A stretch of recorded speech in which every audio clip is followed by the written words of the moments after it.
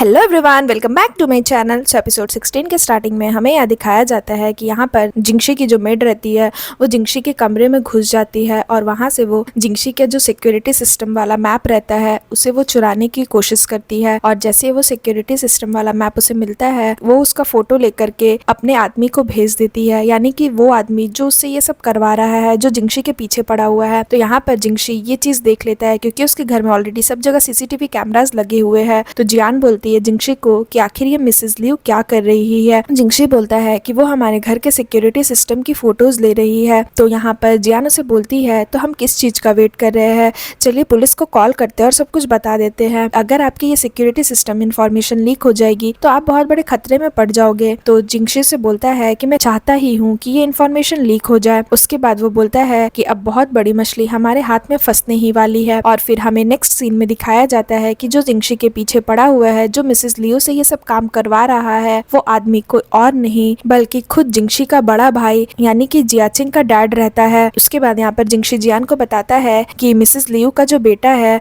वो बहुत बड़ा गैम्बलर है और उसके ऊपर बहुत सारे कर्जे भी है। तो हो सकता है कि मेरे भाई ने मिसेस लियू को लालच दिए होंगे पैसों का, इसलिए मिसेस लियू ये सब कर रही है। तो यहाँ पर जियान बोलती है कि बट वो तो आपके बड़े भाई है, वो ऐसा क्यों करेंगे, वो आपको हार्म पहुंचाने की कोशिश क्यों करेंगे, कहीं ऐसा तो नहीं कि वो आपसे जियाचिंग का बदला ले रहे हो। यहाँ पर जिंगशी बोलता है कि मैंने मिसेस लियू के फोन में ट्रैकिंग प्रोग्राम इंस्टॉल कर दिए थे, अब वो ये फाइल जिसके भी सिस्टम में भेजेंगी मैं उसके सिस्टम को हैक कर सकता हूँ और ये फाइल वो जरूर मेरे बड़े भाई को ही भेजेंगी। तो मैं अपने बड़े भाई के सिस्टम को हैक कर लूंगा और उसने जितने भी इलीगल बिजनेस किए हैं मैं उन सारे का एविडेंस निकाल लूंगा। तो यहाँ पर जियान बोलती है कि मैं नहीं चाहती कि हमारी स्टोरी का बैड एंडिंग हो और मैं नहीं चाहती कि वो बुलेट कमेंट्स फिर से आकर के मुझे आपके बारे में कुछ गलत बताएं। जिंगशी से बोलता है कि बुलेट कमेंट्स, ये तुम क्या बोल रही हो, और बैड एंडिंग, हमारी बैड एंडिंग क्यों होगी, आखिर तुम रोज रोज ये सब क्या सोचती रहती हो। तो यहाँ पर जियान क्या करती है, बात को पलट देती और बोलती है कि अच्छा ये सब बात छोड़िए, मैं नहीं चाहती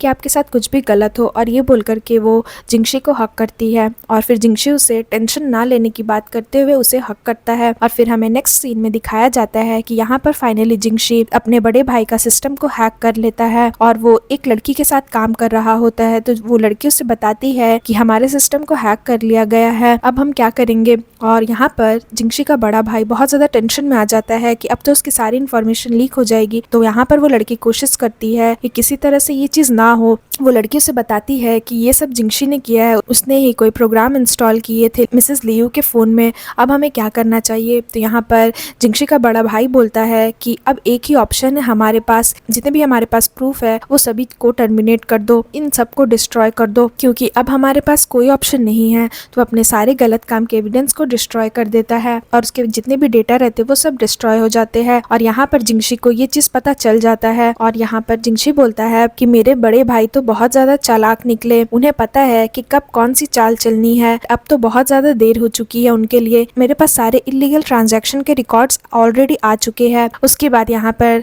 जिंगशी का भाई बोलता है कि अच्छा हुआ हमने सारी चीजों को डिस्ट्रॉय कर दिया है। और फिर वो बोलता है कि लाओ मिसेस लियू ने जिंगशी के सिक्योरिटी सिस्टम के मैप भेजे होंगे, मुझे देखने दो। और वो फोन में जैसे ही वो फोटोज दिखता है वो और ज्यादा गुस्सा हो जाता है और बोलता है कि जिंगशी तो बहुत तेज निकला, हम हार चुके हैं क्योंकि ये जो मैप की फोटोज हमें भेजी गई है ये फेक है। और उनके साथ जो लड़की काम करती है वो जैसे ही फोटोज देखती है वो भी समझ जाती है कि ये फेक मैप भेजे गए हैं हमें। और वो जियाचिंग के डैड को बोलती है कि आप टेंशन मत लीजिए, आपके पास मैं हूँ ना, सब कुछ हैंडल हो जाएगा। अब ये लड़की कौन रहती है ये हमें आगे आने वाले एपिसोड्स में पता चलेंगे। यहाँ पर जिंगशी का भाई बोलता है हाँ गेम तो अभी जस्ट स्टार्ट ही हुआ है। उसके बाद यहाँ पर जिंगशी जियान से पूछता है कि क्या तुम्हें पता है कि मैं व्हील चेयर पर कैसे आया था और किसकी वजह से आया था। जिंगशी बताता है कि जियाचिंग के डैड और मैं, हम लोग स्टेप भाई है, वो मेरे फादर की सेकंड वाइफ का बेटा है। जियाचिंग के डैड का नाम सेंशी रहता है। तो जिंगशी बताता है कि सेंशी बचपन से ही बहुत ज्यादा स्मार्ट, पोलाइट और काइंड इंसान था, बट वो मेरी मॉम से बहुत ज्यादा नफरत करता था। वो चाहता था कि मैं और मेरी मॉम में से कोई एक इस दुनिया में ना रहे, वो हम लोग दोनों को हमेशा मारने का प्लान बनाता था।